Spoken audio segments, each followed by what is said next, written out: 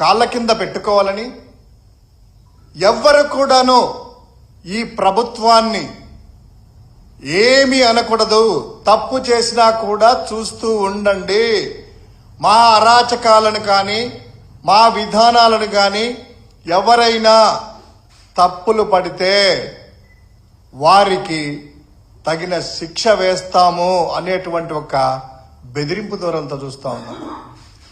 YSR Congress party గతంలో ప్రతిపక్షంలో ఉన్నప్పుడు మనము చూసాము.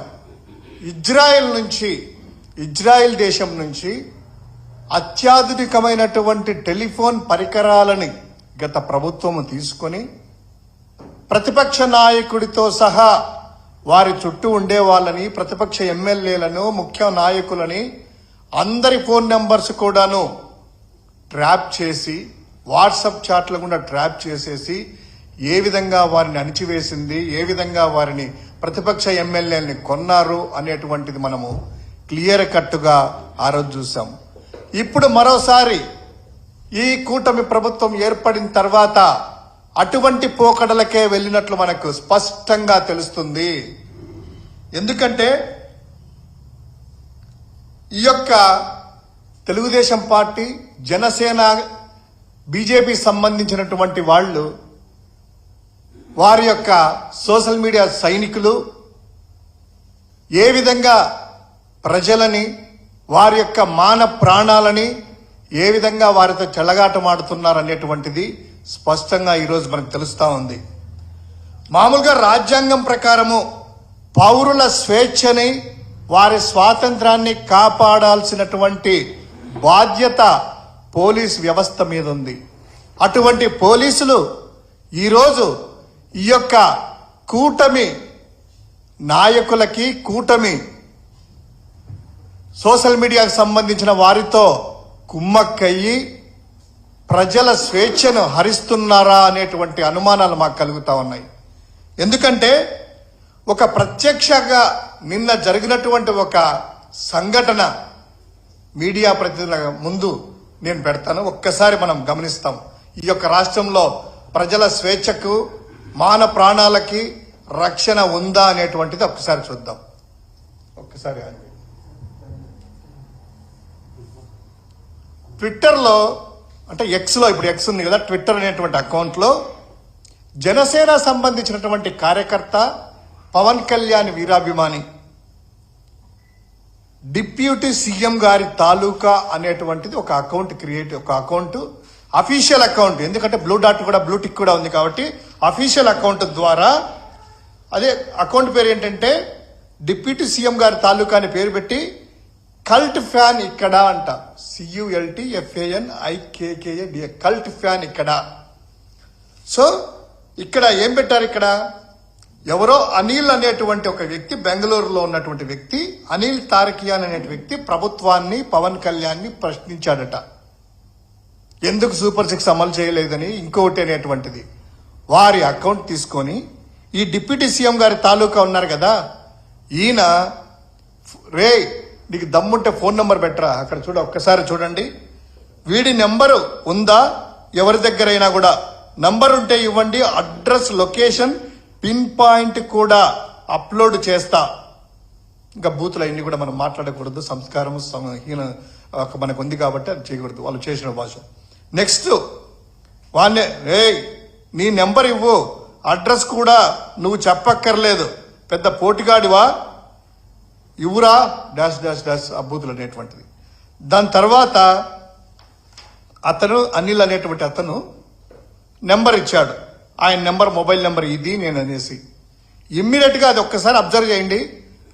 నిన్న రాత్రి 9:36 ఆ నెంబర్ అతను, ఇది నా నెంబర్ అంటే, తర్వాత 10:01 అంటే దగ్గర 25 నిమిషాల్లోనే location, IME number, latitude, longitude అంటే అక్షాంశాలు, రేఖాంశాలు, అంటే కరెక్ట్గా ఎక్కడ ఉన్నాడు, అతని అడ్రస్ ఏంటి అనేటువంటిది గూగుల్ మ్యాప్తో సహా ఇమ్మీడియట్గా పబ్లిక్ డొమైన్లో 25 నిమిషాల్లో పెట్టడం జరిగింది. పెట్టి దీని గురించి తర్వాత మాట్లాడదాం. ఇంకోటి, ఆ బెదిరింపులు ఏంటంటే డిలీట్ చేసి సారీ వీడియో మార్నింగ్ ఎలా పెట్టావో అలా పెట్టురా, లేకపోతే మొహమాటం లేకుండా డాష్ డాష్ డాష్ మీ ఫ్యామిలీ మెంబర్స్ డీటెయిల్స్తో సహా పెట్టి చేస్తాను అని పెట్టించేసి కింద అదే వ్యక్తి నీ భార్య పిల్లల ఫోటోలు కూడా ఉన్నాయి, ఆ వ్యక్తికి నీ భార్య పిల్లల ఫోటోలు కూడా ఉన్నాయి అని చెప్తూ గ్యాంగులు ఎలా మెయింటైన్ చేస్తున్నారంటే ఈ కల్ట్ గ్యాంగ్ అంట. అతను పెడుతున్నాడు, ఆ లొకేషన్ షేర్ చేసిన తర్వాత ఒక 10 నిమిషాల్లోనే ఏం పెడతాడు, బెంగళూరు కల్ట్స్ అడ్రస్ పెడుతున్నా ఇంకో 45 మినిట్స్లో ఇక్కడ టైం లొకేషన్ పిన్ పాయింట్తో సహా ఉంది, నీ ఇష్టం రా అంటూ ఇంకా లేట్ చేస్తే నీ ఫ్యామిలీ మెంబర్స్ డీటెయిల్తో సహా పెట్టి చేస్తాను. ఎంతటి ఇది నెక్స్ట్ ఇంకోటి చెప్తాను. నేను చెప్పే లోపల ఈ డేటా సంబంధించింది కదా, ఇది హైలీ సెక్యూర్డ్ డేటా. సిటిజన్ యొక్క మాన ప్రాణాలకు సంబంధించినటువంటి డేటా ప్రభుత్వ ఆధీనంలో ఉంటుంది, టెలికాం ఆపరేటర్ల దగ్గర ఉంటుంది.